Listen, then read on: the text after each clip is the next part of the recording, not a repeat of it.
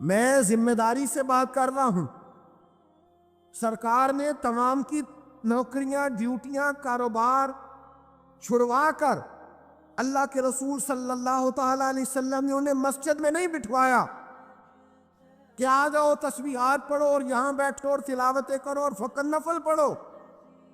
دین کا حقیقی فلسفہ یہ نہیں ہے، نہیں ہے، نہیں ہے کہ آپ تجارت چھوڑ کر صرف تبلیغ پر چلے جائیں، بلکہ دین کا حقیقی فلسفہ یہ ہے کہ تجارت دیانتداری کے ساتھ کریں، رزق آپ حلال کمائیں۔ دین یہ ہے کہ آپ اس میں کسی کا حق نہ کھائیں، یتیم مسکین کا حصہ نہ لیں، آپ اپنے مال سے زکوٰۃ صحیح نکالیں۔ تو اس کو سمجھیے گا کہ جس طرح ہمارے ظاہری وجود پر تھوڑا سا دھبا ہو یا وجود پر کپڑوں پر کچھ تھوڑا سا گرد جمع ہوا ہو تو ہمیں سکون نہیں لینے دیتا، ایک بٹن ٹوٹا ہوا ہو تو ہمیں سکون نہیں لینے دیتا، تو اگر ہمارے باطن پہ کوئی دھبا ہو تو، ہماری روح پر کوئی میل کچیل ہو تو، ہمارے دل پر اگر کسی قسم کا بوجھ ہو تو کس طرح سکون آئے گا؟ تو سمجھیے گا یہ جو حسد ہوتا ہے یہ بھی ایک دھبا ہوتا ہے۔ حاسد کبھی سکون نہیں پاتا، جلتا رہتا ہے، تکلیف میں رہتا ہے، پریشان رہتا ہے۔ اللہ تعالیٰ کسی کو نعمتیں عطا کرتا جاتا ہے اور یہ معاذ اللہ پریشان ہوتا رہتا ہے۔ تو جب اس پریشانی کے عالم میں یہ شخص ہوگا تو سکون پائے گا، اطمینان نصیب ہوگا۔ تکبر ایک تکلیف کا نام ہے۔ خدا نہ خواستہ اگر کسی کا یہ خیال بن جائے کہ میں بہت بڑا ہوں، اور معاذ اللہ کچھ لوگ ایسے ہیں جو مجھ سے چھوٹے ہیں کسی بھی اعتبار سے، تب یہ چیز اسے پریشان کر دے گی، ہر وقت پروٹوکول ڈھونڈے گا، اس کا دل کرے گا لوگ مجھے سلام کریں، میرے آنے پر کھڑے ہو جائیں، میرا اعزاز کریں، مجھے جلدی سے رستہ دے دیں۔ ایک یہ کہ آپ کسی کا احترام کرتے ہیں، اس کے لیے کھڑے ہو جاتے ہیں، بات الگ ہے، لیکن ایک یہ کہ کسی کے دل میں خواہش ہو کہ میں بڑا ہوں، تو اس کے لیے تو حضور علیہ السلام نے فرمایا جو خواہش کرے کہ لوگ میرے آنے پہ کھڑے ہوں وہ تو جہنمی ہے، یہ تو دوزخیوں والی خواہش ہے اس کی۔ تو یہ سارے بوجھ ہے، تکبر دل کا بوجھ بن جاتا ہے، حسد دل کا بوجھ بن جاتا ہے، بغض، عداوت، جھوٹ، بدی، بددیانتی، لوٹ مار، حرام مال، یہ ساری چیزیں باطن کا بوجھ بن جاتی ہے۔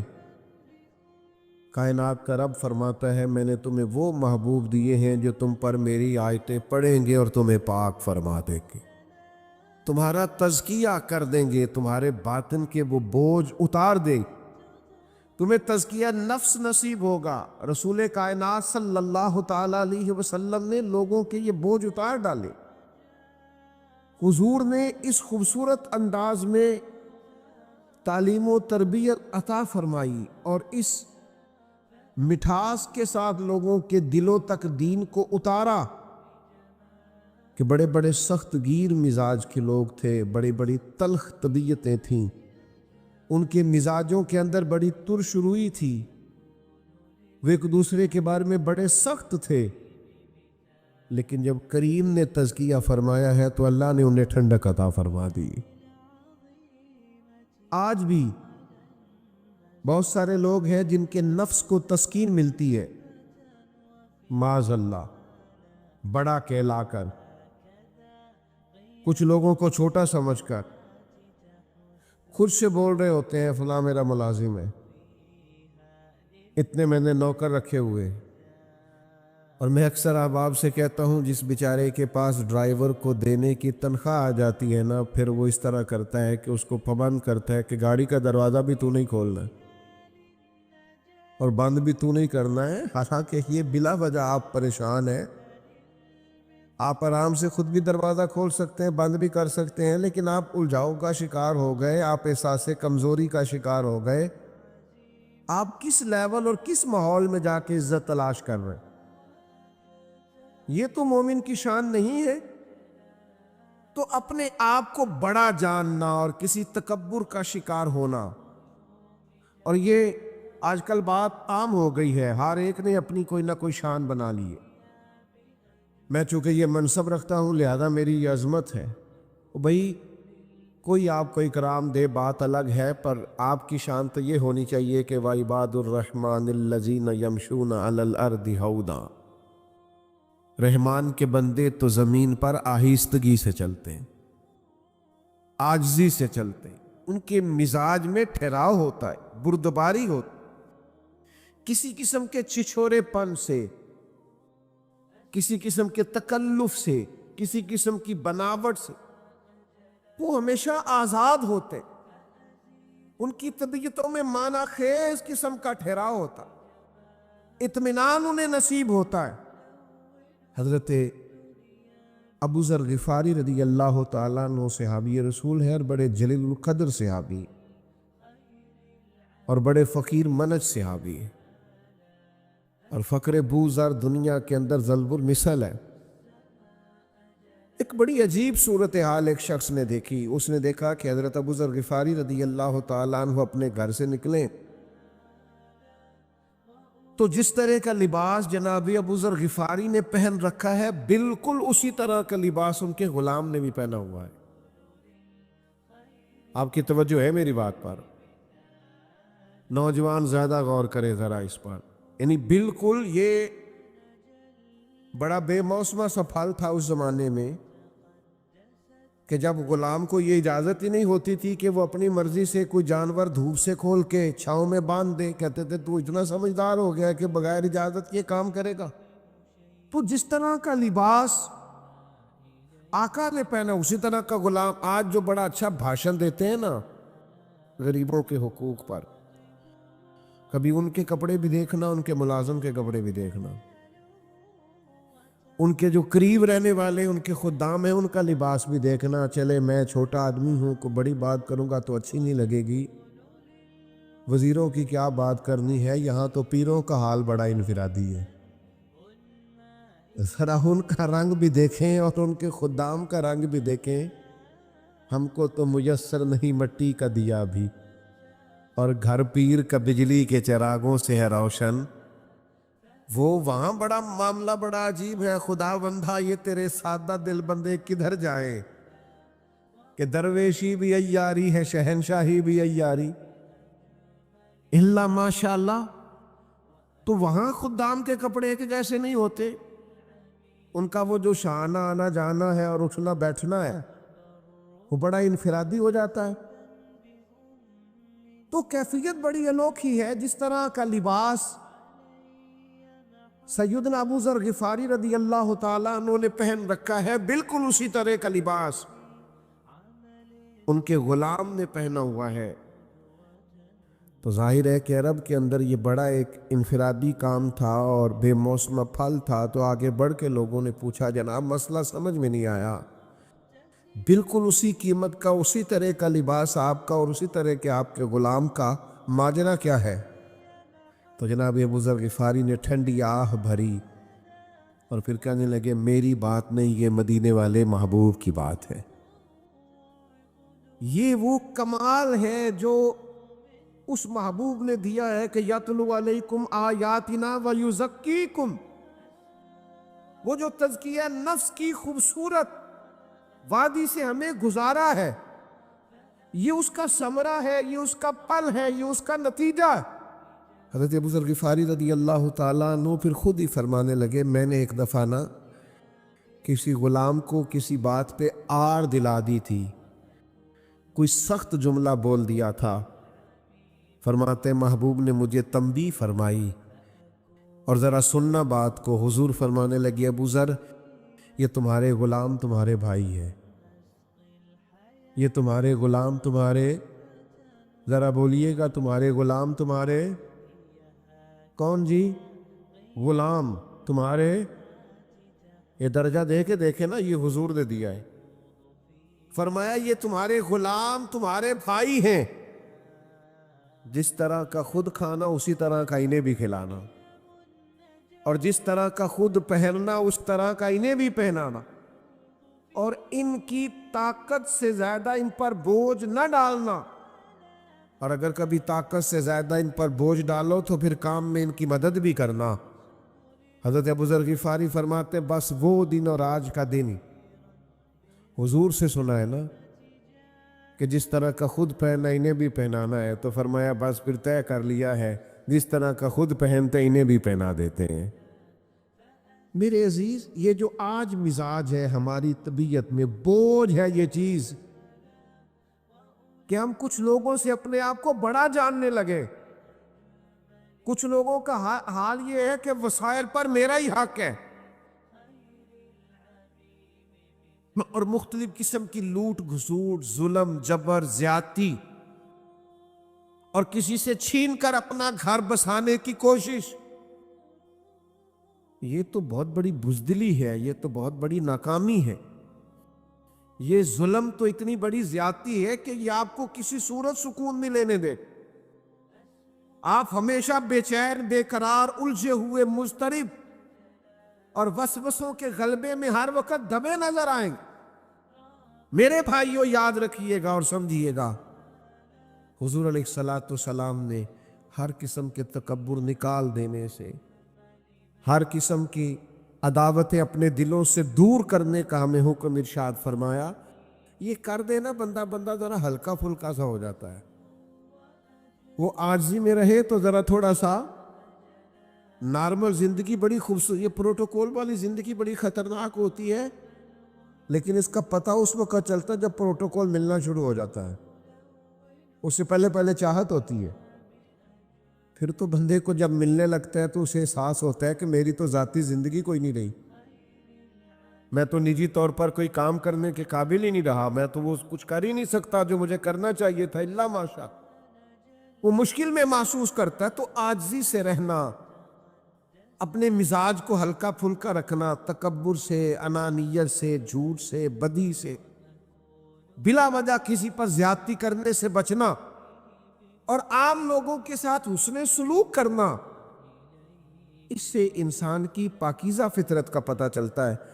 حضرت انس بن مالک رضی اللہ تعالیٰ عنہ ارشاد فرماتے، ایک شخص نہ آیا حضور کی بارگاہ میں، کہ بعض اوقات لوگ کسی بڑے آدمی کو دیکھتے ہیں نا تو وہ تھوڑے سہم جاتے ہیں، ڈر جاتے ہیں۔ وہ میرے ساتھ بھی کئی دفعہ ایسا ہوتا ہے، بہت سارے لوگوں نے کیمروں میں دیکھا ہوتا ہے نا، تو وہ اچانک سے کہیں ملاقات ہو جائے تو بعض دوست جو ہوتے ہیں وہ جملے ٹوٹنے لگتے ہیں، تو انہیں کہنا پڑتا ہے کہ جناب آپ غلط فہمی کا شکار نہ ہو، ہم بڑے چھوٹے آدمی ہیں، آپ مہربانی فرمائیں، آپ ایزی رہیں، نارمل رہیں۔ تو لوگ بعض اوقات کسی کو دیکھتے ہیں تو اپنے اوپر کنٹرول نہیں رکھ پاتے، مشکل ہوتی۔ حضرت انس بن مالک رضی اللہ تعالیٰ عنہ ارشاد فرماتے ہیں، یہ بخاری میں موجود ہے اور دیگر کتب احادیث اور کتب سیرت میں بھی موجود ہے، اور مختلف الفاظ کے ساتھ روایت موجود ہے۔ آپ فرماتے ہیں کہ وہ شخص آئے کسی ملک سے اور حضور علیہ الصلوۃ والسلام کی بارگاہ میں حاضر ہوئے، تو ظاہر ہے نبی پاک علیہ السلام کی خدمت میں صحابہ سراپا ادب بن کے بیٹھتے تھے، تو انہوں نے وہ کیفیت دیکھی نا نبی کریم کی، اور صحابہ کے ادب کی، احترام کی،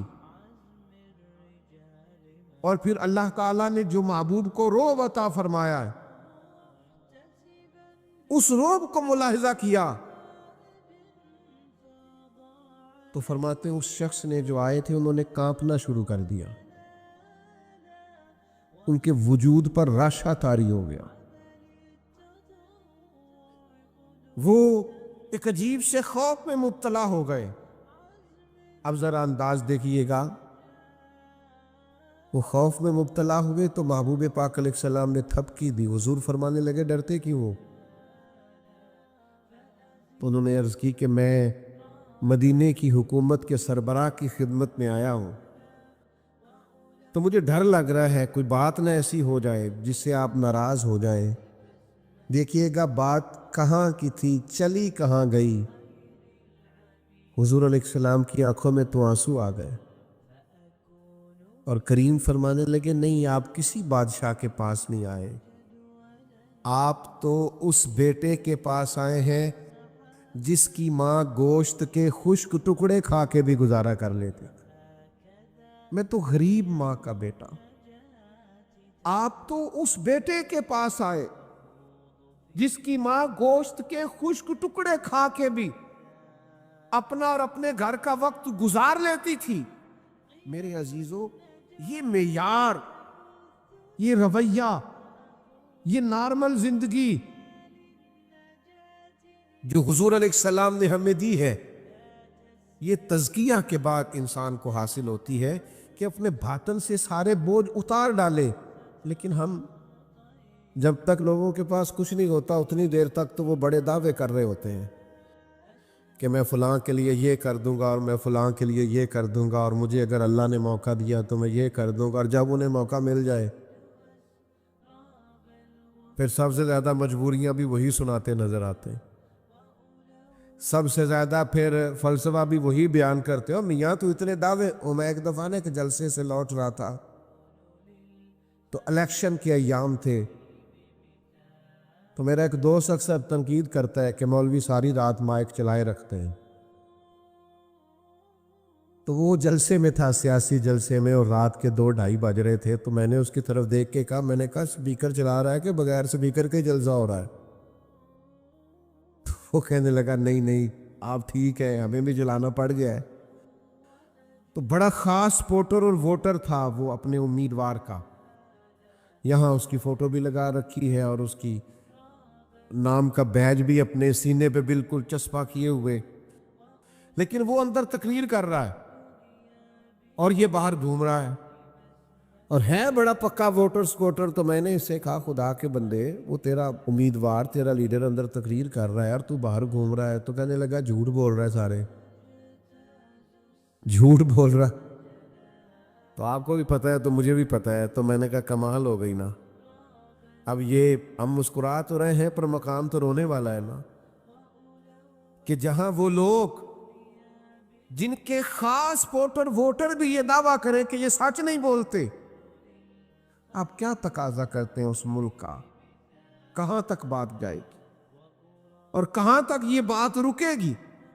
تو میرے عزیز، اپنی زندگی کے اندر مزاج اس طرح کا بنایا جائے کہ انسان ان سارے عیبوں سے اپنے آپ کو بچائے، اجلا ہوا اور نکھرا ہوا اس کا باطن ہو، مختصر سے اس کے مطالبات ہوں، سجی ہوئی اس کی زندگی ہو، تھوڑا سا اس کا دائرہ کار ہو، بہت ٹانگیں اس نے نہ پھیلا رکھی ہوں، بہت زیادہ مخالفتیں نہ بنا رکھی ہوں، بہت زیادہ زندگی میں الجھاؤ نہ ہو، بہت سارے لوگوں کے ساتھ اس کا تنازع نہ ہو، بڑا خوبصورت سا اٹھنا بیٹھنا ہو، لائف بڑی حسین سی ہو، سادہ سا طرز زندگی۔ مسند امام احمد بن حنبل کے روایت سنیے، آپ کو بڑا لطف دے گی۔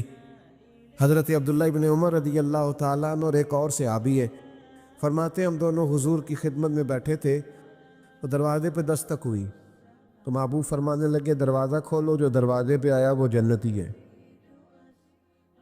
اللہ کرے آپ کو سمجھ آئی ہو، یعنی حضور جسے جنتی کہہ دے، جو دن کو کہہ دیا دن ہے تو دن نکل آیا، اور جو شب کو کہہ دیا شب ہے تو رات ہو کے رہی، اور خدا نے ان کی زباں کو وہ اختیار دیا، جو نکلی منہ سے ان کے وہ بات ہو کے رہی۔ اور اعلیٰ حضرت فرماتے وہ زبان جس کو سب کن کی کنجی کہے، اس کی نافذ حکومت پہ لاکھوں سلام۔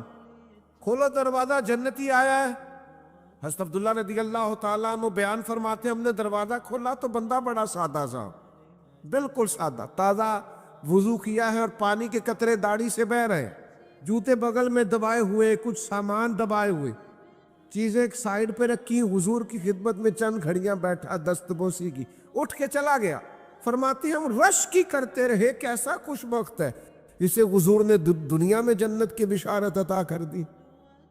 فرماتے مسلمانوں بڑی عجیب بات، حسن اتفاق، اگلا دن وہی وقت وہی ٹائم، ہم حضور کی بارگاہ میں حاضر تھے، پھر دروازے پر دستک ہوئی، حضور نے فرمایا کھولو دروازہ، جنتی آیا ہے۔ فرماتے ہم تو سوچ رہے تھے آج کسی اور کے نصیب جاگ گئے، پر لطف دیکھو، کرم بالائے کرم دیکھو، دروازہ کھولا تو وہی بندہ تھا جو کل آیا تھا۔ کمال ہو گئی، ایک بار نہیں 2 بار ایک ہی شخص کو جنت کی بشارت، حد ہو گئی۔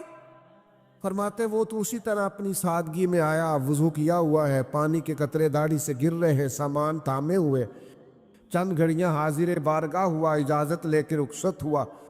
ہم رشک کرتے رہے، ناز کرتے رہے، کیا نصیب ہے۔ 2 بار حضور کی زبان نور سے جنت کی بشارت۔ حضرت عبداللہ فرماتے ہیں تیسرا دن بھی آیا، خوشبختی دیکھو ہم وہیں بیٹھے تھے، پھر دروازے پہ دستک ہوئی، کریم نے فرمایا کھولو بھئی دروازہ، جنتی آیا ہے۔ فرماتے ہیں دروازہ کھولا تو آج تو حد ہو گئی، کمال ہو گئی، وہی بندہ تھا جو 2 دن پہلے آیا تھا۔ اللہ کرے آپ کو سمجھ آئے میری بات کی۔ اور دوستو سوچو تو صحیح، ایک بندہ اور حضور نے 3 دفعہ جنت کی بشارت عطا فرما دی، 3 دفعہ جنت کی بشارت کریم نے دی۔ حضرت عبداللہ ابن عمر فرماتے کمال ہو گئی۔ وہ تھوڑی دیر بیٹھا، اٹھ کے اس نے اجازت رخصت ہوا، میں بھی حضور کی خدمت میں حاضر ہوا، یا رسول اللہ اجازت ہے؟ کریم نے فرمایا ٹھیک۔ فرماتے میں اس کے پیچھے پیچھے ہو لیا، سلام لی، اور میں نے اسے کہا مجھے مہمان بنا لو گے 2-3 دن کے لیے؟ اب بڑی انوکھی بات تھی نا، جس کا 2 گلیاں چھوڑ کے گھر ہو وہ کہے مجھے مہمان بنا لو۔ اس نے کہا میں کوئی امیر آدمی نہیں ہوں جو روکی سوکی کھاؤں گا پیش کر دوں گا، آ جائیے۔ فرماتے میں 3 دن اور 3 راتیں اس کا مہمان رہا۔ میں ڈھونڈنا چاہتا تھا وہ کیا عمل کرتا ہے کہ اتنا بڑا درجہ۔ نبی کریم علیہ السلام نے 3 مرتبہ جنت کی بشارت دی، میں ڈھونڈنا چاہتا تھا، لیکن فرماتے 3 دن اور 3 راتیں اس کے ساتھ مستقل قیام کرنے سے مجھے کوئی چیز ملی نہیں ایسی۔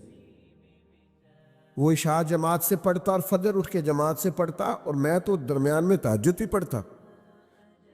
وہ تو پنیر کے خشک ٹکڑے خیرات کرتا اور میں تو اس سے بظاہر زیادہ صدقات دیتا تھا۔ فرماتے کچھ چیز ملی نہیں۔ تیسرے دن میں رخصت ہونے لگا تو اس کی آنکھوں میں بھی سوال تھا کہ بھئی آپ آئے رہے اور بات سمجھ میں نہیں آئی، وجہ کیا تھی؟ اور میں بھی اس سے سوال کرنا چاہتا تھا۔ فرماتے جب اسی سٹیج پہ آئے کہ وہ پوچھنا چاہتے تھے کہ آپ 3 دن رہے، وجہ کیا تھی؟ حضرت عبداللہ فرماتے میں نے ان سے کہا میاں مجھے آپ سے کوئی کام نہیں تھا اور کوئی مجبوری نہیں تھی کہ میں اپنا گھر چھوڑتا، میں تو ایک باریک بات کی تلاش میں تھا کہ آخر کیا وجہ ہے، آپ کیا عمل کرتے ہیں کہ نبی کریم نے آپ کو 3 مرتبہ جنت کی بشارت عطا کی۔ 3 دفعہ حضور نے جنت کی، نوجوانوں اس کو سمجھنا ذرا۔ حضرت عبداللہ فرماتے ہیں وہ کہنے لگے عمل تو آپ نے میرے دیکھ لیے ہیں، یہی کچھ ہی ہے جو میرے پاس، اللہ کے بندوں کا طریقہ سیدھا سادھا یہی ہے جو آپ کے سامنے۔ فرماتے ہیں پھر تھوڑی دیر خاموشی کے بعد فرمانے لگے ایک عمل ہے، ادھر دیکھیے گا میری طرف، موبائل والے بھائی ادھر دیکھنا۔ کہنے لگے ایک عمل ہے میرے پاس۔ کہا وہ کیا؟ فرمانے لگے میں جب صبح اٹھتا ہوں نا، اپنے دل پہ نظر کرتا ہوں، میرے دل میں کسی کے لیے بغض کوئی نہیں، عداوت کوئی نہیں، کینہ کوئی نہیں، حسد کوئی۔ اپنے باطن پر جب نظر ڈالتا ہوں دل کو کشادہ پاتا ہوں۔ اور یہ ترمذی میں روایت موجود ہے، نبی کریم علیہ السلام نے حضرت انس بن مالک رضی اللہ تعالیٰ عنہ سے فرمایا اے انس، اے میرے بیٹے، آپ سے ہو سکے تو صبح اس حال میں کیجئے گا کہ آپ کے دل میں کسی کا بغض نہ ہو۔ حضور فرمانے لگے یہ میری سنت ہے، دل کو صاف رکھنا یہ میری سنت۔ حضرت عبداللہ فرماتے ہیں وہ صحابی مجھ سے فرمانے لگے کہ میں اپنے دل کو صاف پاتا ہوں۔ آپ فرمانے لگے بس پھر میں سمجھ گیا ہوں یہ جو آپ کے دل کی طہارت ہے نا، اسی کی وجہ سے اللہ کے محبوب نے 3 مرتبہ جنت کی بشارت عطا فرمائی۔ تو یہ اتار پھینکیے سارے باطن کے بوجھ، نکال دیجیے اپنے باطن سے وہ ساری چیزیں جو طبیعت کو بوجھل بناتی ہے، جو انسان کو اس طرح کا بناتی ہے کہ وہ ظلم کرتے بھی نہ ڈرے، تکلیف دیتے بھی نہ کام پہ، جبر کرتے بھی اسے کچھ احساس پیدا نہ ہو۔ اپنے دل کو حضور کی سنت کے ساتھ آراستہ کیجیے، محبوب کے دیے ہوئے خوبصورت نظام تزکیہ کے ساتھ آراستہ کیجیے۔ اور ایک اور پہلو چھوٹا سا عرض کرنا چاہتا ہوں کہ میرے بھائی آپ بیٹھ جائیں اور بات سنیں، یہ آج اسٹیٹس نہ بھی لگے گا موبائل کا تو انشاءاللہ گزارا چلے گا، کوئی تھوڑا سا ایک دن چھٹی کر کے دیکھے نا، کوئی حرج نہیں، اللہ تعالیٰ آپ کو جزائے خیر عطا فرمائے۔ مجھ سے نا ایک دفعہ کبھی کبھی محبت کی باتیں ہو جاتی ہیں، تو ایک دوست ایک دفعہ کہنے لگے کوئی وظیفہ ہی بتائے، کوئی اللہ اللہ ہی بتائے، تو میں نے کہا پہلے چلانا بتاؤں آپ کو؟ کہنے لگے بتائیں، تو میں نے کہا 25 منٹ موبائل کو ہاتھ نہیں لگانا آپ نے، تو وہ بھی بس ہنسے ہی تھے، آپ کی طرح مانے کوئی نہیں، جس طرح آپ نہیں بس خالی مسکرا رہے ہیں، مانے نہیں۔ وہ خدا کے بندو، زندگی موبائل کے اندر نہیں اس کے باہر ہے، یہ تو مشینوں کی حکومت تو دل کو سخت کر دیتی ہے دل کے لیے موت مشینوں کی حکومت، اقبال کہتے ہے دل کے لیے موت یہ مشینوں کی حکومت، احساس مروت کو کچل دیتے ہیں آلات، یہ جو آلات ہوتے ہیں یہ مروت کو کچلتے ہیں، لوگ ایک دوسرے کے پاس بیٹھے ہوتے ہیں پر موبائل پہ لگے ہوتے ہیں۔ زندگی میں وہ عجیب لمحہ تھا، وہ میرے ساتھ تھا پر میں تنہا تھا، وہ ساتھ بیٹھا تھا پر میں اکیلا تھا، چونکہ وہ ساتھ تھا ہی نہیں۔ تو عزیز ایک دو باتیں مزید سنیں اور میں اپنی گفتگو کو سمیٹوں، پھر حضور کی مرتبے اور مقام کو آگے بیان فرمایا، وَيُعَلِّمُكُمُ الْكِتَابَ وَالْحِكْمَةَ، فرمایا محبوب تمہیں کتاب بھی سکھائیں گے اور حکمت بھی سکھائیں گے۔ دانائی بڑی نعمت ہے، ہمارے ہاں نا آج جذباتیت بہت زیادہ ہے، رد عمل دینے میں بڑی ہمارے مزاجوں میں تلخی، ہم بہت سارے کام ایسے ہیں جو وقتی جذبات کے تناظر میں کرتے ہیں، دیر پا حکمت عملی، سمجھداری کا مظاہرہ، غور و فکر، تدبر، حکمت، یہ بڑی ضروری چیز ہے۔ دیکھیے کائنات کی سب سے بڑی سچائی یہ ہے کہ اللہ وحدہ لا شریک ہے، یہ سب سے بڑا سچ ہے کہ اللہ ایک ہے، لیکن رب فرماتا ہے یہ بھی سچ بولو تو حکمت کے ساتھ بولو۔ آپ دیکھیے فکری تندرستی کتنی زیادہ ہے کہ 1000 کے مقابلے میں 313 لوگ ہیں، نہ اسلحہ پورا ہے، نہ گھوڑے پورے ہیں، نہ خوراک پوری ہے، لیکن وہ میدانوں میں اس طرح لڑے ہیں کہ 1000 کو بھاگنے پر مجبور کر دیا۔ وہ ابو جہل نے جب کہا نا جاسوسوں سے کہ جاؤ پتہ کر کے آؤ، تو انہوں نے آ کے کہا وہ تو 313 لوگ ہیں، بچے بھی ہیں، بوڑھے بھی ہیں، چیز کوئی نہیں پاس۔ تو ابو جہل کہنے لگا پھر تو انہیں گھوڑوں کی پشتوں پر باندھ کے مکے لے جائیں گے، وہاں جا کے دیکھیں گے کیا کرنا ہے۔ تو جاسوس کہنے لگا سردار اگلی بات بھی سننا، ہیں تو 313 لیکن جان ہتھیلی پہ رکھ کے آئے، جس کے خیمے کے پاس سے گزرے ہیں شہادت کی دعا مانگتے دیکھا ہے، ان کی آنکھوں سے چمکتی ہوئی روشنی اور ان کے لفظوں سے پھوٹتا ہوا بلبلا اور ان کی آوازوں سے نکلتا ہوا دبدبا کسی جگہ بھی انہیں کمزور نہیں ہونے دیتا، ان کے اندر کہیں بھی کوئی کمزوری نہیں آنے دیتا۔ غریبی کا نام لے کے سارا دن پریشان ہونا، غریبی کا نام لے کے اپنے آپ کو مظلوم ثابت کر کے لوگوں کو مدد پر اکسانا، بندہ مومن کا یہ طریقہ نہیں ہے۔ اپنی توجہ اللہ کی جانب کرے، نبی رحمت علیہ السلام کی بارگاہ میں استغاثہ پیش کرے، لیکن دنیا داروں کو مائل کرنا، لوگوں کی جیبوں کی طرف دیکھنا، یہ مومن کی شان گردن کو جھکا دیتا ہے خیرات کا پتھر. جہاں میں مانگنے والوں کے سر کبھی اونچے نہیں ہوتے. اور غیرت ہے بڑی چیز جہان تگ و دو میں. بھائی آپ طاقتور بنے. دیکھیں نا ایک نوجوان نے آ کے حضور کی بارگاہ عالی مرتبت میں عرض کیا تھا یا رسول اللہ صلی اللہ علیہ وسلم غریب ہوں کچھ دیجئے. تو حضرت جابر بن عبداللہ رضی اللہ تعالیٰ عنہ فرماتے ہیں ہم نے حضور سے بڑا کچھ سنا. یہ لفظ نہیں لفظ لا یعنی میرے پاس نہیں ہے, یہ ہم نے حضور سے سنا ہی نہیں. ایسا کوئی محبوب کہیں ہوگا نہ کہیں ہے. بیٹھا ہے چٹائی پہ مگر عرش نشی ہے. اور ملتا نہیں کونین کو کیا کیا تیرے در سے. بس ایک لفظ نہیں ہے جو تیرے لب پہ نہیں ہے.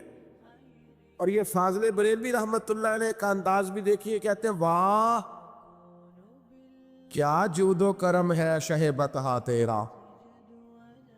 اور یہ ذرا دیکھیے شعری ذوق دیکھیے. واہ کیا جود و کرم ہے شہ بتہا تیرا. نہیں سلطا ہی نہیں. کیا انداز ہے. اب یہ کیسی زبان ہے اور کیسا یہ محاورے کا استعمال ہے. جو شعری ذوق رکھتے ہیں وہ سمجھے. کہتے ہیں نہیں سنتا ہی نہیں. کون؟ مانگنے والا تیرا. یا رسول اللہ آپ سے مانگنے والا نہیں سنتا, حضور عطا کرتے. اور ایک جگہ پہ فرماتے ہیں میرے کریم سے کر قطرہ کسی نے مانگا. دریا بہا دیے ہیں دربے بہا دیے ہیں. حضور تو دیتے, پر نوجوان نے جب آ کے عرض کی نا یا رسول اللہ صلی اللہ علیہ وسلم کچھ دیجئے. وہ جوان ہو, چڑھتی جوانی ہو, اور پھر وہ سوال کرے. ہمارے ساتھ ایک دوست پڑھا کرتا تھا, یہ 3 مہینے کی چھٹیاں ہوتی تھی تو وہ مستریوں کے ساتھ مزدور لگ جاتا. ہم نے اسے کہا یار تو تب 9th 10th کے اندر مزدوری کرنے جانا, تو کہندا سی یار میں قد میرا ایڈا بٹا ہوں, ابا جی کو مانگ دیا شرم ہوں. یہ سوچ نوجوانوں میں پیدا ہونی ضروری ہے. اب میں ابا جی سے مانگوں, یہ تو دینا چاہیے. اس نے آ کے عرض کی یا رسول اللہ صلی اللہ علیہ وسلم کچھ دیجئے. تو حضور فرمانے لگے تیرے پاس کچھ بھی نہیں. اس نے کہا ایک پیالہ ہے میرے پاس گھر میں اور ایک کمبل ہے. اتنا غریب بندہ ہے کوئی محفل میں جس کے گھر میں ایک ہی پیالہ ہو, ایک ہی کمبل ہو؟ کوئی بھی نہیں اتنے بڑے مجمع میں. لیکن اگر کوئی ہماری غریبی کا رونا پوچھے تو میرا خیال ہے ہر تیسرا بندہ دوسرا بندہ غریب ہے, اور بڑا ہی غریب ہے. ایک پیالہ ایک کمبل. کریم نے فرمایا لے کے آؤ. وہ لائے تو محبوب فرمانے لگے کون خریدے گا. ایک نے کا 1 دینار, ایک نے کا 2 دینار. محبوب نے بولی لگوا دی, 2 دینار کا بیچ دیا. فرمایا جا 1 دینار کی روٹی لے جا. یہ نوجوانوں کو فکر دی کہ وہ انویسٹمنٹ میں تم نے ذات سے اپنے گھر سے لینی ہے. وہ 10-15 ہزار کا ٹھیلا بھی کسی سے نہیں کہنا تو لگا کے دے. جاؤ 1 دینار کا کھانا لے جاؤ, 1 دینار کا کلاڑا خرید کے لاؤ. صحابہ فرماتے ہیں وہ کلاڑا لایا, پر نصیب دیکھو اس کلاڑے میں دستہ نبی کریم نے اپنے دستے مبارک سے لگایا. فرمایا جا جنگل میں جا کے لکڑیاں کاٹ اور بیچ, کھا بھی اور کھلا بھی, پی بھی اور پلا بھی. 10 دن مجھے نظر نہ آنا. یارو یہ کیا بات ہوئی؟ مایوس رہنا, کمزور رہنا, فلانے نے میرے ساتھ تعاون نہیں کیا تو میں پیچھے رہ گیا, فلانے نے ہاتھ نہیں پکڑا. تو اپنی دنیا آپ پیدا کر, اگر زندوں میں خود جدوجہد کر, میدان میں اتر, ہمت کر. حضرت حسن بصری رحمۃ اللہ علیہ کے پاس ایک نوجوان نے آ کے عرض کی حضور بس آج کے بعد میں نے کام نہیں کرنا. فرمایا تمہیں کیا ہوا ہے؟ کہنے لگا آج میں نے عجیب منظر دیکھا ہے. میں نے دیکھا ہے کہ ایک شیر نے شکار کیا بکرے کا, آدھا کھایا ہے, آدھا منہ میں پکڑ کے پہاڑی پہ چڑھ گیا. وہاں ایک نابینا لومڑی بیٹھی تھی, باقی کا اس نے اسے کھلایا ہے. تو حضور میں یہ سمجھ گیا ہوں کہ جو رب اس نابینا لومڑی کے لیے بندوبست کرتا ہے میرے لیے بھی کرے گا، لہذا میں نے کام نہیں کرنا۔ حضرت حسن بصری بڑا مسکرائے، فرمانے لگے کہانی میں کردار تو نے دو دیکھے، ایک شیر ایک لومڑی۔ فرمانے لگے کیا بات ہے تیری، تم نے لومڑی بننے کا پروگرام بنایا، شیر بننے کا کیوں نہیں بنایا؟ تو شیر بننا، شکار کر، خود بھی کھا دوسروں کو بھی کھلا، یہ کیا بات ہوئی؟ امت کے جوان فائلیں لیے دفتروں کے چکر لگاتے اور اپنی بغل میں کاغذات لیے امبیسیوں کے پھیرے کاٹتے اور ایجنٹوں سے سوال کرتے کہ مجھے ملک سے باہر جانا ہے، کیا طریقہ ہے؟ یہاں رہ کے بھی محنت ہو سکتی ہے، اپنی مٹی پہ چلنے کا سلیقہ سیکھو، سنگ مرمر پہ چلو گے تو پھسل جاؤ گے۔ دوستو سنو، میرے کریم نے فرمایا جا لکڑیاں، ایک پیشہ برا ہے میرے بھائیوں، ایک پیشہ وہ ہے کسی کے آگے ہاتھ پھیلانا۔ باقی دنیا میں کوئی پیشہ برا جو ٹھیلا لگاتا ہے اور مالٹے بیچتا ہے اور سیب بیچتا ہے، بڑا عزت والا آدمی، یہ شارٹ کٹ چھوڑ دو، دوسروں پہ بھروسہ کرنا چھوڑ دو۔ وہ شاعر ایک بیٹھا تھا نا، شاعر مجھ سے ناراض نہ ہو جائیں، تو کئی دفعہ وہ شعر و شاعری میں بھی ان کی حالت بڑی خستہ ہو جاتی ہے۔ جن دنوں لوگ پتلے کپڑے پہنتے ہیں، بعض شاعروں نے ان دنوں میں بھی موٹی چادر لی ہوئی ہوتی ہے۔ تو ایک جگہ بیچارہ بیٹھا تھا کونے میں، اللہ ماشاءاللہ سب کی بات نہیں، تو حالت ایسی خستہ تھی، ایک بندہ 5 روپے پھینک گیا، تھا خوددار، بڑی تکلیف کو اٹھا اپنے پیسے، تو اس نے کہا آپ کی حالت بتا رہی ہے، آپ کو ضرورت ہے۔ اس نے کہا ضرورت پڑی تو اللہ رسول سے مانگوں گا، تیرے سے کیوں مانگوں گا؟ شعر بڑا قیمتی کہا، اس نے کہا یہ آرزوئے کرم اور میں آپ سے کروں، یہ آرزوئے کرم اور میں آپ سے کروں، یہ بھیک اس کو دیجئے جس کا خدا نہ ہو، میں تو وارث ہے میرے اللہ رسول، میں کو لوارث ہوں کہ تیرے سے مانگتا پھروں؟ بس ہم سمجھے ہماری قیمت وصول ہو گئی، اگر خودداری پر نوجوان نعرے لگانے لگ گئے تو پھر تو بات بن گئی۔ لگتا ہے محنت کا ارادہ بن گیا ہے، انشاءاللہ تعالی کشکول ٹوٹنے کا ٹائم آ گیا ہے، کرم کی برکھا برسے گی، یہی ملت کا جوان قیادت کرے گا۔ اور یاد رکھنا، ہمیشہ قیادتیں غریبوں کے بچوں نے کی ہیں، جنہوں نے آدھی قیمت پہ کتابیں لے کے پڑھی ہیں، بڑی ڈگریاں انہوں نے حاصل کی ہیں۔ یہ کمزور نہ پڑھو، نبی پاک داعی اللہ ہے، حضور نے جگایا ہے، 15 دن نظر نہ آنا، مزدوری کر۔ وہ نوجوان 15 دنوں کے بعد آیا، اب تیرا حال کیا ہے؟ اس نے کہا حضور پہلے ایک پیالہ تھا نا، اب سارے گھر کے برتن بن گئے، پہلے ایک بستر تھا، اب سارے گھر کے بستر۔ اور نوجوانوں، ہم نے سہارا بننا ہے، ماں سے کہنا ہے اب تو نے آنسو نہیں بہانے، تیرا پتر بڑا ہو گیا ہے، بہن سے کہنا ہے اب تو کبھی پریشان نہیں ہوگی، تیرا بھائی بڑا ہو گیا ہے، بوڑھے باپ کے پاس بیٹھ کے کہنا فجی بس اب آنسو پوچھ دو، آج کے بعد پریشان نہیں ہونا، پتر جوان ہے۔ اپنی بیوی سے، بچوں سے کہنا کہ کسی خواہشات پوری کرنے کے لیے تمہیں دیر تک انتظار نہیں کرنا پڑے گا، ہم میدان میں ہیں، بس اپنی مٹی پہ چلنے کا سلیقہ سیکھو، سنگ مرمر پہ چلو گے تو پھسل جاؤ گے۔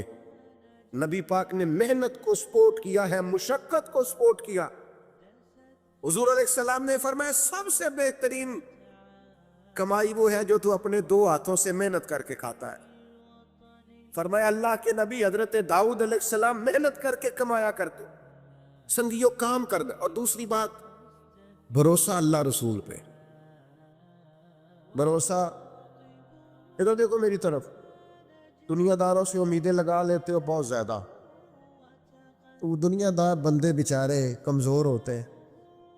جی یہ الیکشن کے دن تھے، گزشتہ سے پیوستہ الیکشن جو گزرا ہے، تو میرا ایک پیار والا دوست بھی ایک کیمپ بننے کی امیدوار کا بڑا ووٹر سپورٹر تھا، یہاں اس نے اس کا پیڈ فوٹو والا لگایا ہوا تھا. میں رات کو دیر سے جلسے سے لوٹ رہا تھا تو وہ کھڑا تھا باہر اور اندر امیدوار صاحب تقریر کر رہے تھے. میں نے کہا ادھر آ. وہ آ گیا. میں نے کہا تو بڑا ووٹر سپورٹر ہے, جا تقریر سن جا کے, تیرا لیڈر تقریر کر رہا ہے تو باہر گھوم رہا ہے. کہتا ہے پیر صاحب جھوٹ پہ ماردا جو سارے جھوٹ بول رہا ہے, کرنا کرانا کچھ نہیں. تو میں کہ یار جی ایٹے پکے ووٹر سپورٹر کو بھی پتہ ہے کہ جھوٹ پہ ماردا ہے, تو ہم تو ویسے ہی سپورٹر نہیں ہیں. ہم نے تو کی محبت تو سیاست کا چلن چھوڑ دیا. ہم اگر عشق نہ کرتے تو حکومت کرتے. او بھائی, جب پکے ووٹر سپورٹروں کو امیدیں نہیں ہیں تو آپ کن سے امیدیں لگائے بیٹھے ہیں؟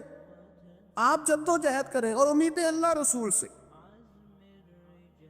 نبی پاک علیہ السلام نے فرمایا جو رب پہ بھروسہ کرے گا اللہ کی رحمت اس کی کفایت کرے.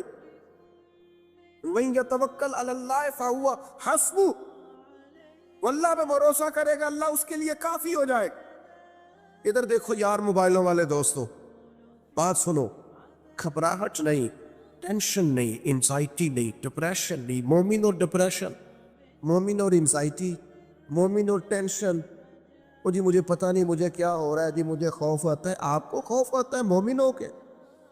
آپ کو یہ کرونا کے دن سے تو مجھے لے گئے ایک سرکاری ہاسپٹل میں, آپ کچھ یہاں بات کریں, لوگوں کو حوصلہ دیں. ایک ڈاکٹر صاحب مجھ سے کہنے لگے جی مجھے نہ تنگ جگہ بڑی گھٹن ہوتی ہے, تو موت سے بڑا ڈر آتا ہے, قبر تو بڑی تنگ ہوتی ہے. میں نے کہا ڈاکٹر صاحب کچھ بھی. کہنے لگے سانس ہی نہیں آتا, چاروں جانب سے بند ہے. تو میں نے کہا بچہ بھی تو ماں کے پیٹ میں سانس لیتا ہے نا. آپ نے تو سبحان اللہ کہا. وہ ڈاکٹر تھے, انہوں نے نہیں کہا. وہ کہنے لگی کہ تے اماں لیندی صاحب. ہنستے نہیں جی, باتیں ہنسنے کو نہیں سنا رہا, میں فکری باتیں کر رہا ہوں. کہا وہ تو اماں آکسیجن لیتی ہے تو بچے کو جاتی ہے. تو میں نے کہا چلے ڈاکٹر صاحب وہ جو انڈے سے بچہ نکلتا ہے اس کے تو چاروں جانوں کوئی صورت نہیں ہوتی سانس کی. تو مجھے کہنے لگے آپ کہنا کیا چاہتے ہیں؟ میں نے کہا میں یہ کہنا چاہتا ہوں قبر کی دو حالتیں ہیں. قبر دوزخ کے گڑھوں میں سے گڑھا بھی ہے اور جنت کے باغوں میں سے باغ بھی ہے. سنو یار, اللہ آپ کو خوش. ماشاء سنے جی سنے. میں نے کہا اگر کسی کا یہ ذہن بن جائے کہ مرنے کے بعد میں نے باغ میں جانا ہے, ایک منٹ کے لیے سوچو نا یار. یعنی ادھر قبر بند ہوئی تو نیچے باغ, اور باغ بھی معمولی نہیں, جنت کے باغوں میں سے باغ. اور باغ ایسا شاندار جس میں آنکھ کھلی تو پہلی زیارت ہی مدینے والے محبوب. آج پھولے نہ سمائیں گے کفن میں آسی, آج کی رات ہے ان سے ملاقات کی رات. تو وہاں جانے سے خوف آتا ہے. مومن خوف ٹینشن, مومن کو ایک ہی خوف ہے اللہ کا, رب سے ڈرتا ہے, اللہ کے سامنے کھڑے ہونے سے ڈرتا ہے. باقی مسائل کا خوف کرنا, غربت کا خوف کرنا, لوگوں سے ڈرنا, یہ نکل آئے آپ اس ٹینشن سے. رب جس کو عزت دے اس کی چھین کوئی نہیں سکتا. اللہ جسے رزق دے اس کے ہاں آنے سے روک سکتا کوئی نہیں روک سکتا. طاقتور ہو کے زندگی گزارے. نبی کریم علیہ السلام نے اپنی امتیوں کو مضبوط فکریں دی.